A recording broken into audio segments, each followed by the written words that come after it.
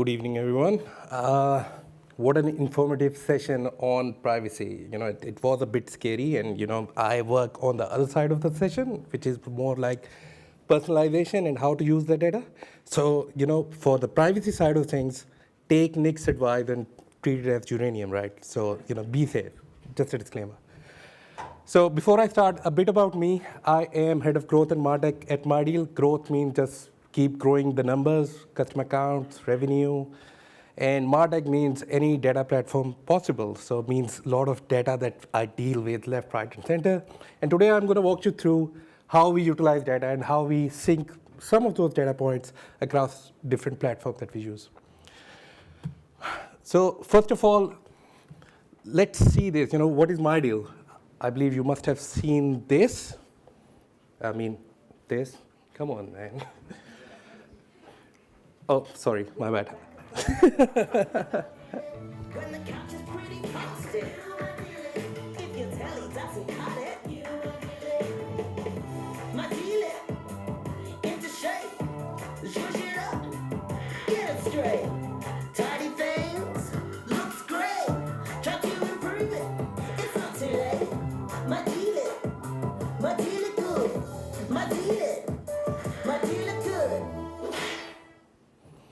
Wow, I really love the track.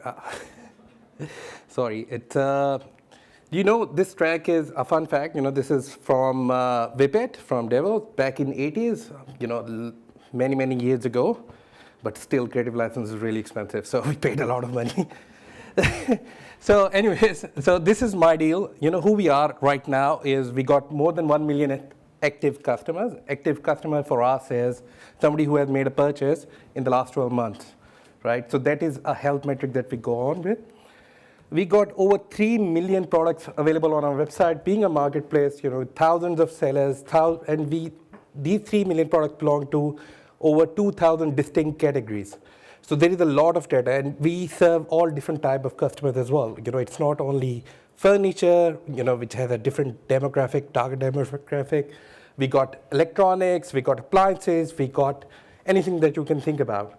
So just to set the context, for us, we work with a lot of data, especially having a range like this.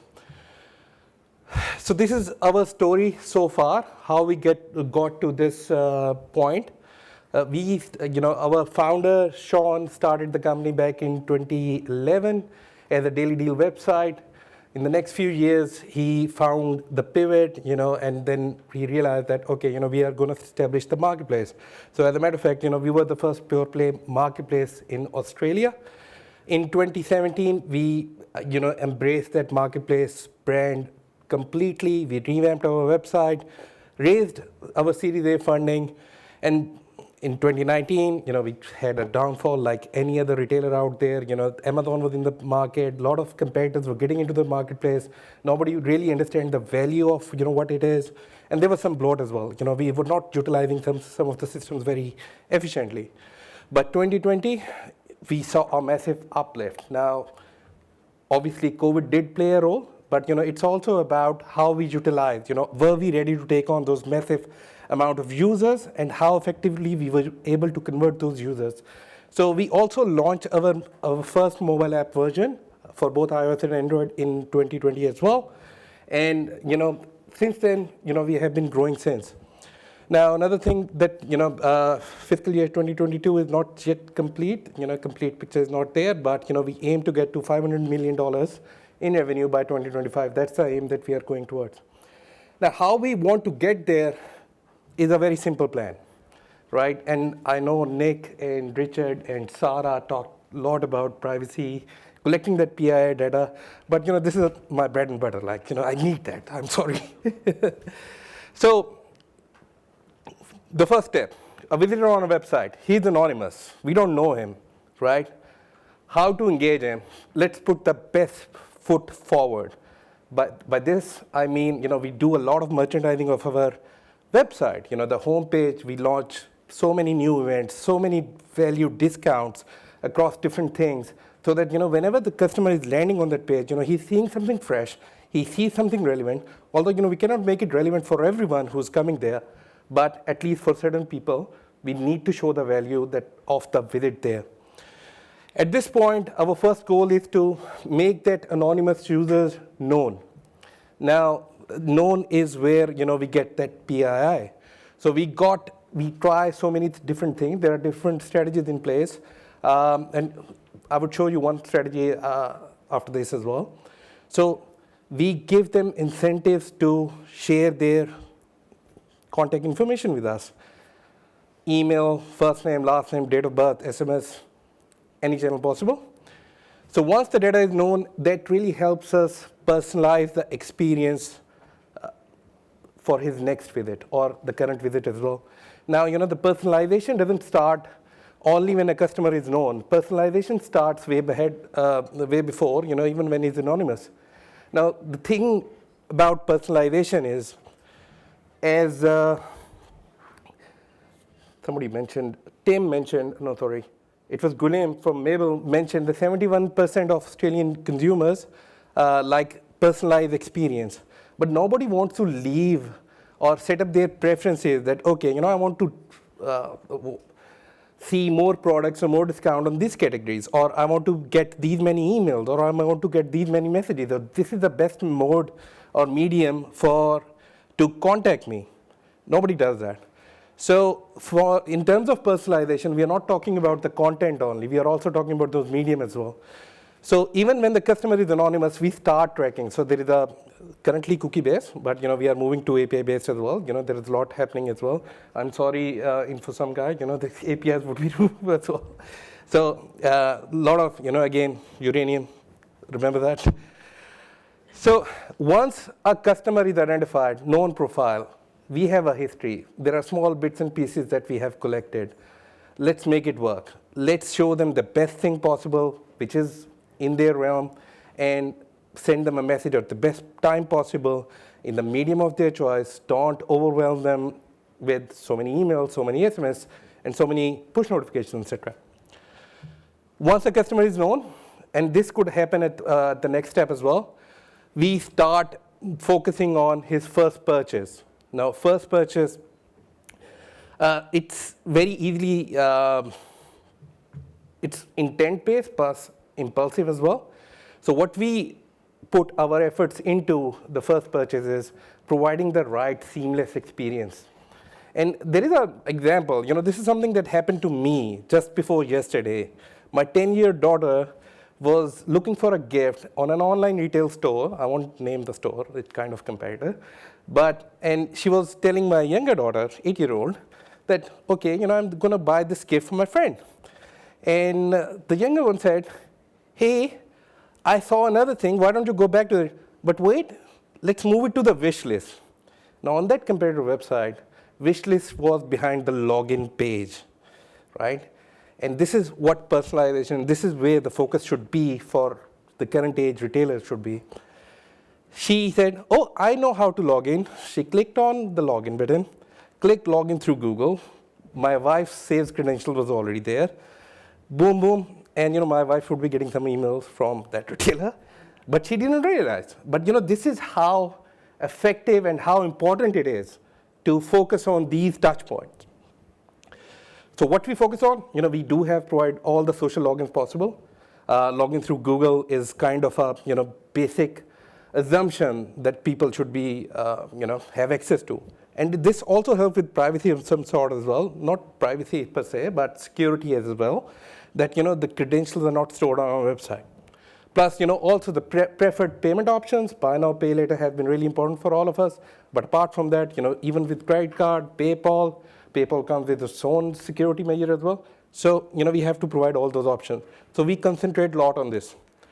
Once the user has made his first purchase, the next step, although this is not a linear journey, but we tend to make sure that our visitors follow this funnel, is prescribe them app. Now, why I use the word prescribed is, like our doctor, like he knows what is the best medicine or what is the best next step is in terms of your health, improving your health. App for us is a much better experience, not only for, from the discoverability or the checkout experience, checkout side of things, but also for contacting support, for also contacting our services, for also engaging, leaving a review, and all the other things as well. So that's why the next step is to make sure that they install the app. And then lastly, tap into or link their everyday reward card. We just signed up with Woolies. There was a transition which happened last year, and the everyday reward is basically Australia's largest loyalty program with 14 million active customers. There is some acquisition over there as well, but it's for the customer. It's more about the value that they can get out. So how we nudge customer to link their loyalty card is, sign up incentives, 3x multipliers, or all the other campaigns that we can think about. Now put this process into action. This is how it looks, right? So awareness, billboard that you have seen, you may have seen, the ad that you just saw. User comes to the website, exit intent pop-up. It's the oldest trick in the book, but it is really effective. We get a lot of emails. This is an old version. We do a lot of A/B testing on what kind of creative and when to show it and what to show.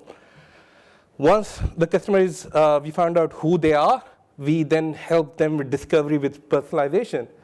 Now, in the last session, we discussed about how personalization is important, but we actually see its importance because we have a lot of different widgets. Like you can see that we got a hero banner up there, we got a leaderboard there, and a shop by room. So many different content pieces that we are revealing over there. But we also have some personalized content pieces on our homepage and throughout our website as well. And what we have seen through different measuring platforms, personalized content pieces have the best engagement. They have at least twice the engagement of any best offer that we can think about. So people do need this some sort of personalization. Then with purchase, shop out with Zip, Afterpay, OpenPay. Some of those are not here anymore, but still buy now pay later option should be available. With app, another thing is once you logged in, your session is stored. It's your personal device, which is behind your personal privacy details as well, face recognition, thumb recognition, whatnot. So with app, it really helps us in that way. And then finally, rewards program. You just have to link your card, right? So if you are shopping at Woolies, you really have to scan your card every time. But with MyDeal, you just have to link it once, and you won't even know. You would be buying some, scoring some massive deals on Apple AirPods or iPhones or some furniture, mattresses. We sell so many mattresses, you won't imagine. But on top of it, you're getting those loyalty points that you can utilize across the entire ecosystem, and vice versa as well. But that's coming soon.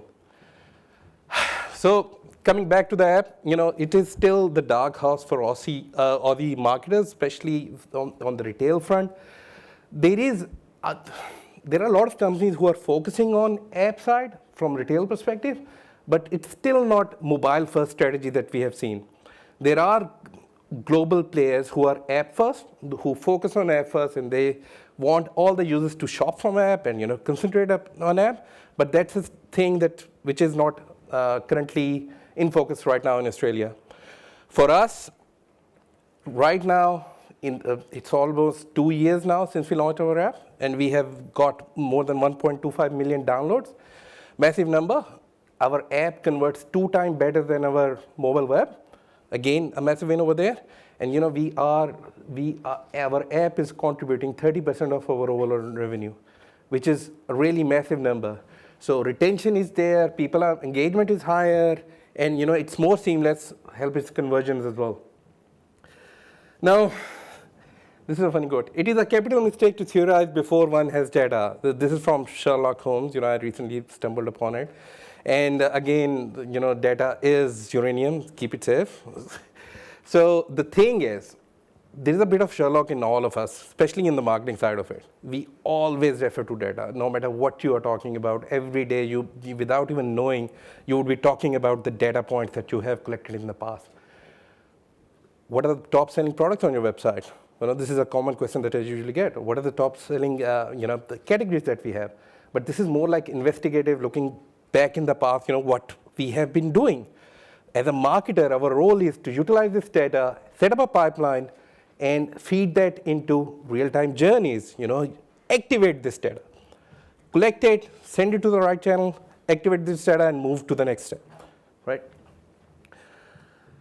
Putting that into perspective, this is kind of a very high-level, rough sketch that we have. The line should be bigger next to CRM data. I don't know why that happened, but let's leave it there. So there are 4 main sources of data that we collect. Although we can go deeper into each source, and there would be like tens of other sources in there. But 4 main types: product catalogs, 3 million products. But it's not only product or the product attribute, color, size, variant. It's also about how many views that each product have, what kind of conversion rate that this product have, what kind of profit margin do we have on these products. So what kind of star rating or how many reviews that this product have, when we collate this data into a catalog, pass as an attribute, send it to our activation channel, we have a better plan to show the best or the best foot forward. CRM data, which is our action data, the action that customer taking, making a purchase, having a refund, contacting our support system, and other things. PII data, it's a little bit scary, but we still need that PII data. That includes all the personally identifiable information, the emails, the SMS, and the subscription level, and all of that. And last but not least, the behavioral data. Behavioral data is very important, and it's very important to capture the behavioral data at the right time and activate it at the right time as well. Behavioral data that we get not only from app and web, but also from the marketing channels as well. It could be email open. When was the last time Nigar opened her email, right? What is the last product that Satya has seen, right? What is the last product that you have added into the cart? So when we get this behavioral data, map that with our product catalog. If the product is available, is it still the best price possible? Match that with PI data, create a segment, send this across to activation on any channel that you can think about. It could be an email. It could be an SMS. It could be a push notification, right? As earlier today, Nigar mentioned that SMS is very intrusive. We shouldn't be sending behavioral push messages because we really want our customer to spend more and more time on our web and app. So we don't utilize that for this. But push is a great channel. And Arijit made a valid point that push kind of sits between SMS and email. It's not as intrusive as SMS, but it's still very effective for behavioral because it's real time, it's right on your face, and you get alerts real time on your personal device, which you always carry and we utilize a lot. Moving this further, behavioral data. We talked about behavioral data. There are a lot of behavioral journeys that are in play. How we utilize this data, as I mentioned, abandoned browse. You were looking at a product. After you looked at a product at MyDeal, web or app, doesn't matter. We know that PI, who you were through our funnel. And we know that, okay, you haven't made any activity in the next 15 minutes. So there could be a reason of disruption. And what could that reason be? There could be a phone call that you had to attend. There could be a delivery on your door. So what you need is basically a nudge that, hey, you were taking this action. Let's continue. Similarly, you added a product into cart. Nowadays, we all love to add product to cart because we know we're not going to commit. We're going to leave it here until we find a better price on competitor website. But again, that's another data point that customers are leaving. Similar to these, we got many behavioral journeys in place. Abandoned browse, abandoned cart, price drop. Price drop is a very unique journey that we have. A product that you have seen on an X price, now it is available on a lower price. We send you a nudge. Hey, the product that you saw is available at a lower price. Back in stock, something that you saw out of stock, now it's back in stock. Maybe I broke it. No, it still works.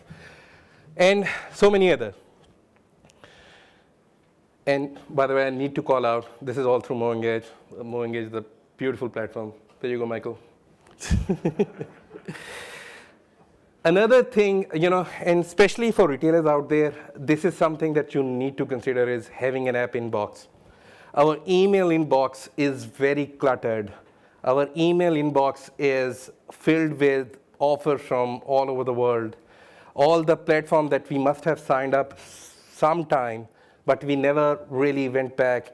And then, we always keep fighting on getting the top spot so that, we are kept in the consideration that, okay, I need to check this new sale. App inbox, although this is subject to, this is only available inside your own internal app, but there is a nudge, which is push. You can send a push, and that push could be stored in your app inbox as well. So there is a centralized inbox that you have that you can utilize. But again, as per email channel, you cannot spam user on it, right? You cannot overutilize it. So what we tend to do over here, we only send high priority, really critical, and valuable, whatever message that we are sending which adds values to consumers' journey, we send that to inbox. That could be a coupon code, which is effective for click frenzy mayhem happening right now as we speak. Go online shop. Code is, by the way, CF10. You can get $10 off, 75% off. There you go, Ryan Taylor. I've called it out. So those, once you click on a push, it just disappears and you land on the website. But within Box, a customer retain that information, and he can go back and look into it again and refer to it and utilize that more effectively. Real-time API triggered transactional push notification. Now, this is very important. Why it is important? Because as like any other retailer out there, we do have many systems working together, as I highlighted before. So you're capturing a customer data from one point, moving it to your brain or centralized automation engine where you are transforming that data. You are putting that data into several different buckets, segmenting it, and then sending it for activation. Although it doesn't take hours and hours, but it still takes a lot of time. For real-time, really valuable messages like OTP or password reset, like, when you hit password reset button, you expect the message to be delivered within the next 30 seconds. 30 seconds is a lot as well. I usually don't wait for 30 seconds. I keep pressing the button until I get it. But, it's blocked. So transactional API-triggered messages are really important to bypass the entire ecosystem, send the message straight away, because it is critical, it is time critical. Let's get it out there. Last thing on the app, and from the growth perspective, and this is something that I always tell people to look at, is comparison. Always be comparing, compare not only historically, your campaign for performance over the period of time versus last period of time, your channel performance the period over period, but also channel performance across other channels as well. Now, this is where personalization really helps as well. We have advanced functions like send time optimization, where your ESPs and your marketing MarTech platforms know what is the best time that customer engage with that particular channel. Now, if we are sending out the same sale message across push notification, SMS, and email, right? And if somebody is not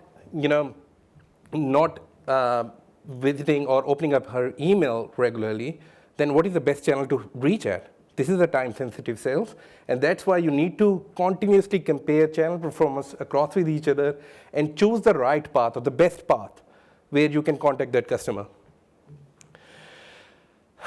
Okay, so this is, I promise this is coming to an end. I kind of forgot how many slides I have after this, but maybe, one more. How to build the right ecosystem. Now, we discussed it extensively. I forgot who said that. Maybe Richard said that there are about 11,000 different MarTech vendors out there, right? And in our earlier talk, we talked about how we need to get a new MarTech system because, we extensively just keep on adding more and more systems to our ecosystem. We continuously keep on expanding different platforms. All of those platforms are good. Everyone, I believe, adds values to your system. So it all depends on your business use case. So if there is a business use case and you believe that you need that system to make this happen, go for it. But there are 4 main considerations that we lately, I would say in the last few years, we have started talking about really strongly, that these 4 points should be there no matter what kind of solution it is. It's an ed tech or MarTech or whatever it is. Number 1 is data collection and security. We know from the last session how important it is to keep your data secure, and especially if you are activating your data, if you are sharing PII data across to other platforms, it is very important, keep it secure. Number 2, scalable and easy to use. A solution could be fit for now, great, let's get it done, but it might not be fit for your future growth plans, right? Things changes rapidly. And one of the reasons that we were able to capture growth during the COVID era was we switched at the right time. We placed our bet to a platform. We changed our automation platform to one which could handle the scale. Our legacy emails program wouldn't have been able to, send those many emails that we send right now. But, we were kind of ready. We were ahead of the curve. So scalability and thinking about use cases in the next 2 years is very important. Because reality is, no matter what you do, even it's a single file drop in and you're on your website and everything would work, it would take up to 2 to 3 months to get that platform usable. So you're spending 3 months of time, which is 1/4 of a year. Plan ahead for at least 2 to 5 years, minimum. Don't think about the current use case. So it has to be scalable. And the other thing is easy to use. Because you're not the one who's integrating. We kind of know where the data flows. But the people, sending out those emails, or reporting just one metric out of 1 million available out there, they need to be able to extract more value from this, right? So the only way is if it's simple to use. Offer support in your time zone. That's kind of I would say our C-level top preference, but it is still very valid.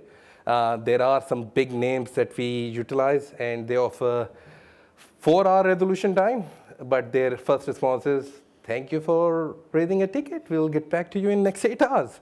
So they do go by their SLA. They do respond in 4 hours. But having access to your the product team who actually knows what kind of issues that they're facing, it's very critical. Time zone, maybe it's not that important, but if you have access to the right people, if you can reach to tier 2 support quickly, that's the key. Always go for it. But last and not the least, provide a customer success strategy. Now, I must call out, before MoEngage, really changed the dynamics of, how we look at a MarTech vendor. Before this, we had a very big name, and we were utilizing it for some of our use cases. There was non-existent support. And that company was valued at billions. We had a contract issue. It took us 6 months jumping from one hoop to another just to solve that small issue. And if we are, taking that much time just to resolve a small contract conflict, think about the customer success team. There was non-existent, right? Customer success team is basically an augmentation of their team into your team, which continuously tells you, these are the features that you need to use. These are the new things that you need to adopt to improve these use cases.